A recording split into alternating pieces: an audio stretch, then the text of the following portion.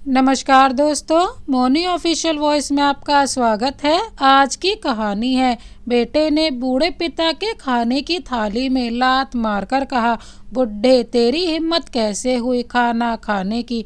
दोस्तों, अगर आप हमारे चैनल पर नए हैं तो चैनल को अभी सब्सक्राइब कर बेल आइकन को प्रेस करना ना भूलें। चलिए तो कहानी शुरू करते हैं। अखिलेश जी अपनी दुकान बंद कर ही रहे थे कि उनकी नज़र सर्दी में ठिठुरते उस व्यक्ति पर जा पड़ी जिसके पास न ओढ़ने को शॉल थी और ना ही स्वेटर, और ठंड में ठिठुर रहा था। अखिलेश जी दूर से उसे देखकर सोचने लगे, कैसा आदमी है, इतनी ठंड में ऐसे ही घूम रहा है, मरना है क्या इसको। अखिलेश जी जैसे ही उसके पास गए, वह उसे देखकर चौंकते हुए बोला, अरे रमाकांत, तू यहाँ कैसे, और इतनी ठंड में तेरे पास ओढ़ने को कुछ भी नहीं। क्या हुआ मेरे भाई, तो रुक यहीं, मैं दुकान में से तेरे लिए कंबल लेकर आता हूँ। बोलकर वे वापस दुकान गए और जल्दी से दुकान से कंबल लाकर रमाकांत जी को उड़ाया।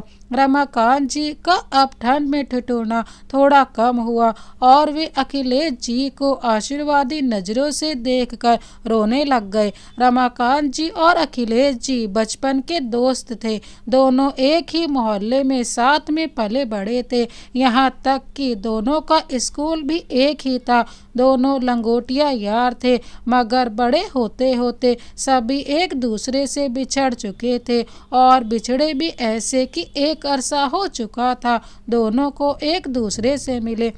आज इतने सालों बाद एक दूसरे को मिलकर दोनों की आंखों से खुशी के आंसू छलक पड़े। अखिलेश जी की यहाँ वृंदावन में भगवान के चढ़ाए जाने वाले फूल और हार की दुकान थी। उनकी दुकान बहुत छोटी सी थी, जो बहुत आमदनी तो नहीं देती थी, मगर उनका समय व्यतीत करने का एकमात्र जरिया जरूर थी। उन्हें यह वृंदावन में बसे एक अरसा बीत चुका था, मगर आज उन्हें अपने दोस्त रमाकांत को इस तरह यहाँ देख बहुत हैरानी हो रही थी। रमाकांत जी रोते हुए बोले, भाई क्या बताऊं, मेरे साथ जो घटित हुआ है, भगवान किसी को ऐसा दिन न दिखाए। अखिलेश जी बोले, भाई क्या हुआ है, खुलकर बताओ, मैं कुछ समझा नहीं। रमाकांत जी बोले, मेरी बहू और उसके पिताजी ने 4 धाम यात्रा का प्लान बनाया।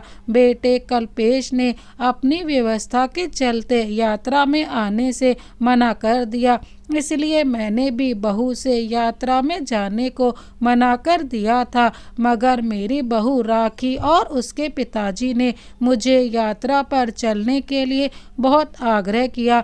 मेरा तो मन बिल्कुल भी नहीं था, लेकिन बहू बोली, पिताजी आपकी 4 धाम यात्रा हो जाए, इसीलिए तो मेरे पापा ने यह प्लान बनाया है और आप ही अब मना कर रहे हैं। मेरे बेटे बहू का व्यवहार मेरे लिए हमेशा खट्टा ही रहा है, मगर बहू के पिताजी किशोर जी मुझसे हमेशा दोस्ताना व्यवहार करते थे, इसलिए मैं किशोर जी के आग्रह को ठुकरा ना सका और इनके साथ यात्रा पर निकल पड़ा। हम लोग जब काशी पहुँचे तब तक तो सब सही चल रहा था, मगर यहाँ वृंदावन में जब हम लोगों के दर्शन हो चुके तो मुझे बहुत थकान लग रही थी। मैं अपने पैरों से चल पाने के हालत में नहीं था, जिस वजह से मैं बैठ गया। किशोर जी और मेरी बहू बोले, आप बैठिए, हम आपके लिए पानी लेकर आते हैं। फिर वह दोनों ऐसे गए कि वापस ही नहीं लौटे। मेरे सारे कपड़े, सारा सामान, शॉल, कंबल, पैसे, यहाँ तक कि मोबाइल फ़ोन भी उन्हीं के पास पड़ा हुआ है। मैं अकेला बहुत देर तक उनकी राह देखता रहा। मुझे मेरे बेटे का मोबाइल नंबर याद था, इसलिए मैंने एक राहगीर से फ़ोन मांगकर मेरे बेटे को फ़ोन किया और उसे सारी आप बीती बताई। बेटा बोला, पापा आप वहीं रुकिए, मैं राखी और उसके पिताजी को फ़ोन कर अभी बताता हूँ, आप वहीं खड़े रहना। बेटे के मुंह से प्यार भरे शब्द सुनकर मेरी जान में जान आई। वह राहगीर भी थोड़ी देर मेरे पास खड़ा रहा कि शायद उसके मोबाइल पर मेरे किसी परिचित का फ़ोन आए, मगर न किसी का फ़ोन आया और न ही कोई मुझे वापस लेने आया।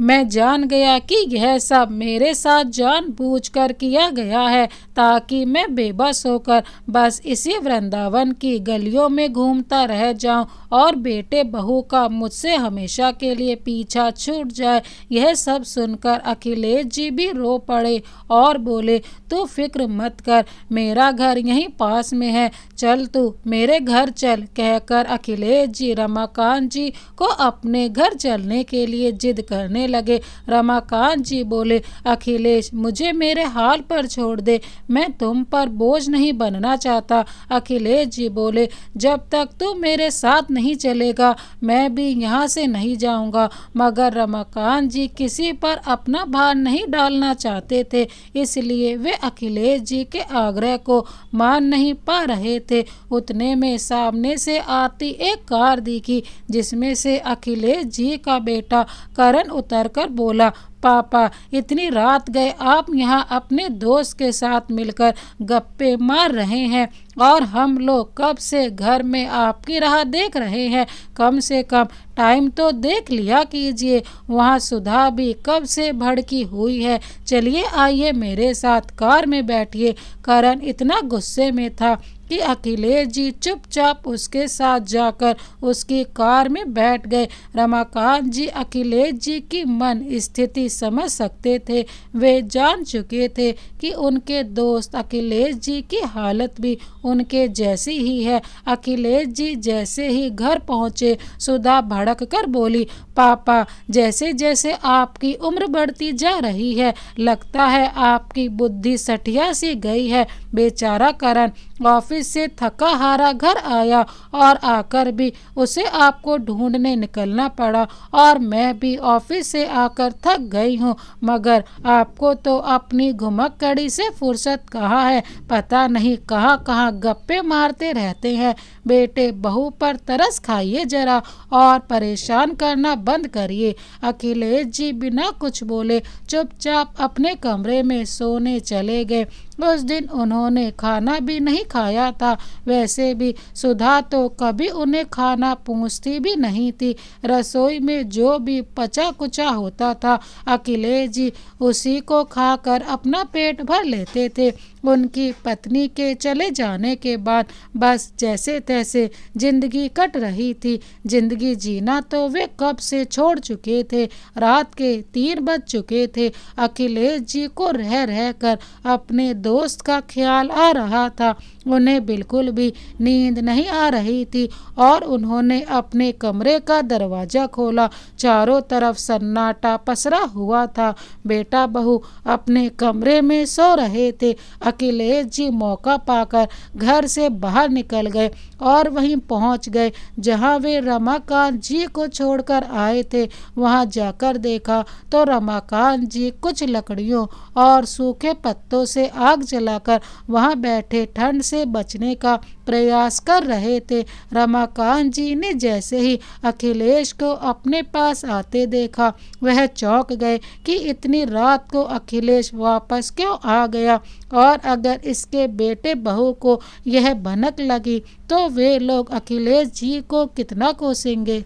अखिलेश जी बोले, रमाकांत माफ करना, उस समय मुझे तुम्हें यूं अकेला छोड़कर जाना पड़ा, मगर मैं क्या करता। रमाकांत जी बोले, भाई अखिलेश कोई बात नहीं, मगर तुम्हें इतनी रात वापस यहाँ नहीं आना चाहिए था। अखिलेश जी बोले, बचपन का दोस्त है तू मेरा, तेरे लिए 2 गालियाँ और खा लूँगा मगर तेरा साथ नहीं छोड़ूंगा। दोनों उस रात थोड़ी देर वहीं बैठे आग सेकते रहे। फिर अखिलेश जी ने अपनी दुकान खोली जिसमें जाकर वे लोग सो गए। दूसरे दिन सुबह जब करण और सुधा को अखिलेश जी घर में कहीं नजर नहीं आए तो उन्हें लगा शायद अखिलेश जी बाहर टहलने गए होंगे।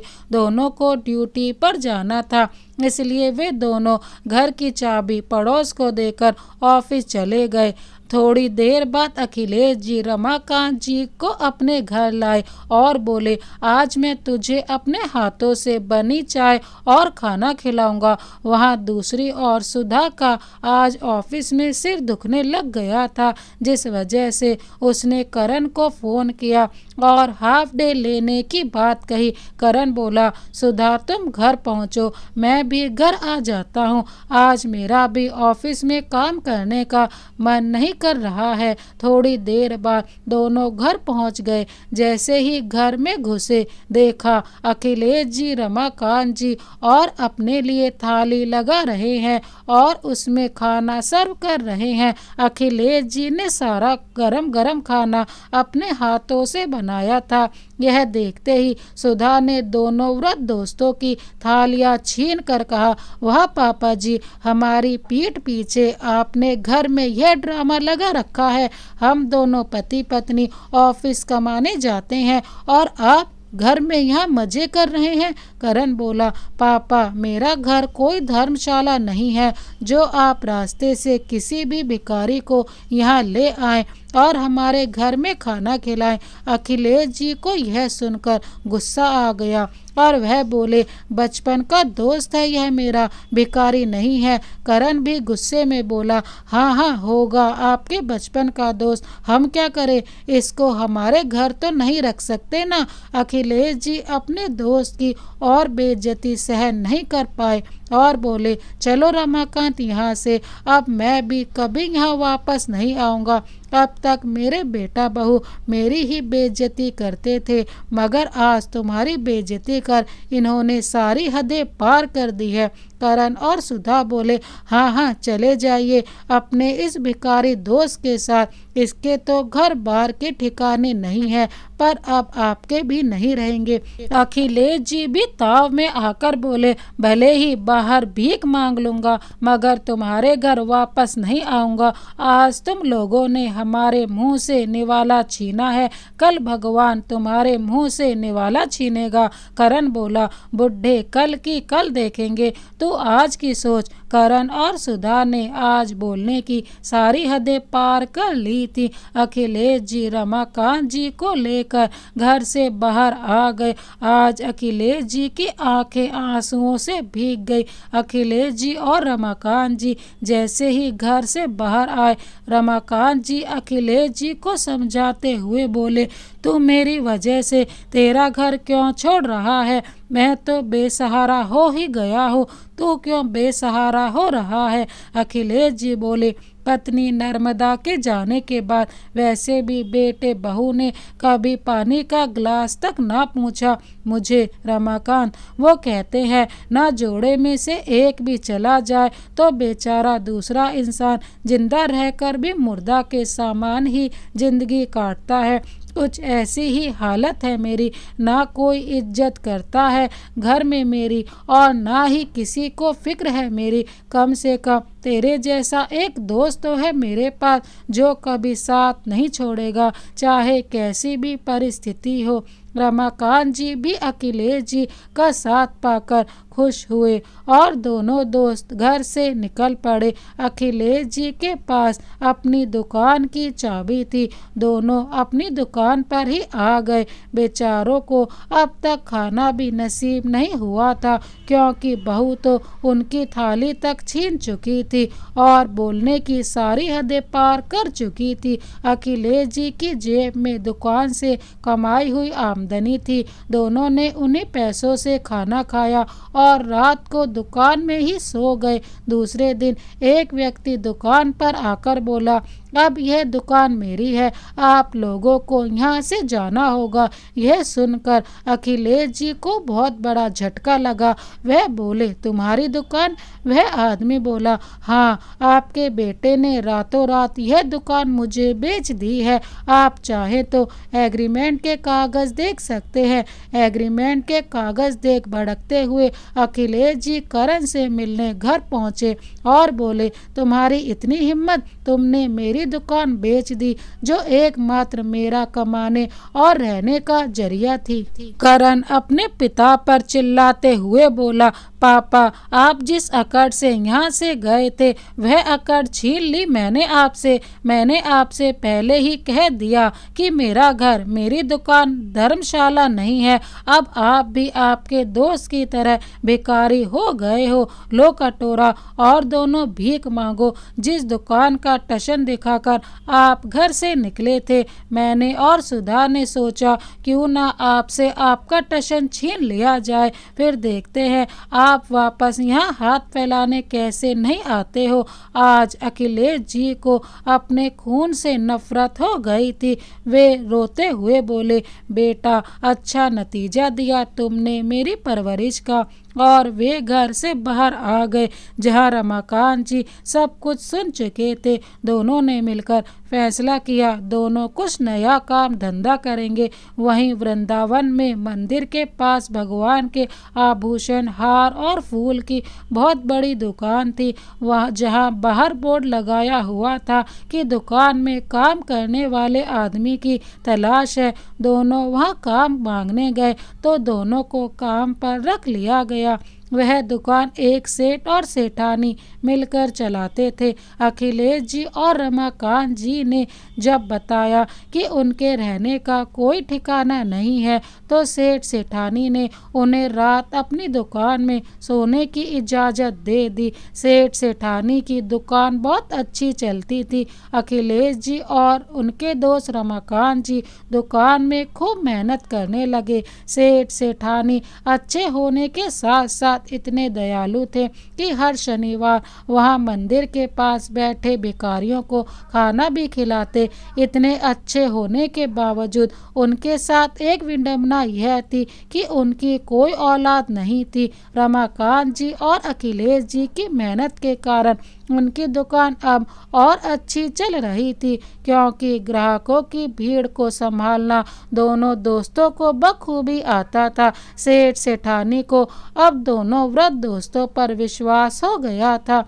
एक दिन सेठ उनसे खुश होकर बोले, तुम दोनों के आने के बाद मेरी बहुत तरक्की हुई है, इसलिए मैं तुम्हारा पगार बढ़ा देता हूँ और एक वादा चाहता हूँ कि भविष्य में कभी मैं और मेरी पत्नी अगर इस शहर में नहीं है, तब भी तुम दोनों यह दुकान इसी तरह ईमानदारी से चलाओ और हर शनिवार मंदिर के बाहर बैठे लोगों को खाना जरूर खिलाओ।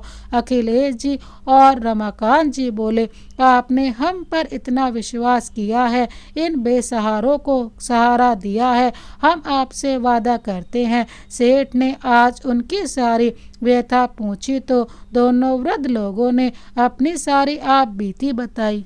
सेठ को दोनों पर बहुत तरस आया और बोले, अगर बच्चे ऐसे होते हैं तो मैं भगवान का शुक्र मानता हूँ कि उन्होंने हमें बे औलाद रखा। सेठ ने घर जाकर सेठानी को सारी बात बताई तो सेठानी को भी दोनों वृद्ध पर तरस आया और वे बोली, वे दोनों बूढ़े जब पहली बार काम मांगने आए थे तभी उनके चेहरे पर एक अलग ही पीड़ा थी। निराशा उनके चेहरे से साफ झलक रही थी। सच, ऐसी औलाद से तो बे औलाद ही होना अच्छा है।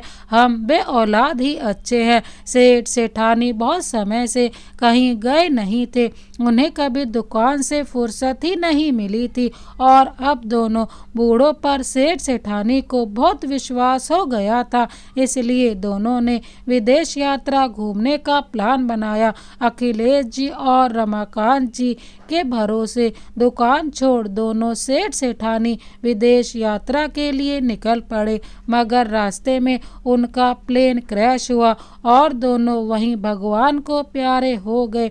यहाँ अखिलेश जी और रमाकांत रमाकांत जी मन लगाकर दुकान संभाल रहे थे और हर शनिवार बेसहारा लोगों को खाना भी खिला रहे थे। दोनों की बहुत समय से सेठ सेठानी से कोई बात नहीं हुई थी। वे सोच रहे थे विदेश से फ़ोन करना असंभव होगा, तभी तो दोनों ने एक फ़ोन भी नहीं किया। और जब भी यहाँ से यह लोग फ़ोन करते तो सेठानी के नंबर बंद बताते। रमाकांत जी और अखिलेश जी को अब सेठ और सेठानी की चिंता होने लगी थी। सेठ सेठानी को गए 1 महीना हो गया था, मगर वे लोग अब तक क्यों लौटे नहीं, यही सोचकर दोनों दोस्त पुलिस स्टेशन गए और सारी बात बताई। पुलिस ने पता करके बताया कि उनका प्लेन तो कब का क्रैश हो चुका है, वे लोग अब इस दुनिया में नहीं रहे। दोनों दोस्त यह सुनकर बहुत रोए, मगर सेठ से किया वादा भी तो पूरा करना था, इसलिए दोनों ने वह दुकान ईमानदारी पूर्वक चलाना नहीं छोड़ा। एक शनिवार जब वे लोग मंदिर के बाहर बैठे लोगों को खाना खिला रहे थे तो अखिलेश जी ने अपने बेटे बहू को उस लाइन में बैठे देखा। अखिलेश जी उन्हें देख उनकी थाली में खाना डाले बिना वहां से निकल गए, मगर पीछे से रमाकांत जी आए और उनकी थाली में खाना डाला।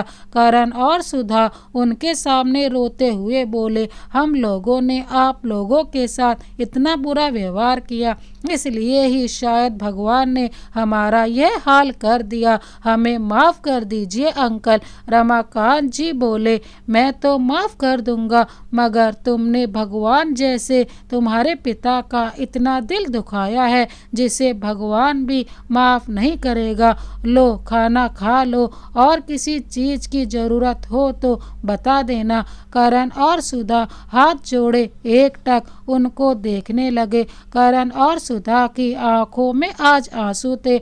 आज उन्हें वह दिन याद आ रहा था जब उन्होंने अपने पापा और उनके दोस्त की खाने की थाली तक छीन ली थी और आज वही व्रत इन्हें खाना परोस रहा था। रमाकांत जी थोड़ी देर वहीं खड़े रहे, फिर रमाकांत जी आगे आकर अखिलेश जी से बोले, माफ़ कर दे उन्हें, आखिर बच्चे ही तो हैं। अखिलेश जी बोले, तू माफ़ कर सकता है कभी तेरे बच्चों को जिन्होंने तुझे यहाँ ठंड में मरने को छोड़ दिया था। इस बात पर रमाकांत जी चुप हो गए। रमाकांत जी को जवाब मिल चुका था। थोड़े दिनों बाद उन्हें एक फटेहाल कपड़ों में एक औरत दिखाई दी जो दिख तो उनकी बहू जैसी रही थी, मगर उसकी हरकतें कुछ पागल जैसी थी, जिसे देख रमाकांत जी चौंक गए। वे उसके पास गए तो उनकी बहू ने उन्हें पहचाना भी नहीं।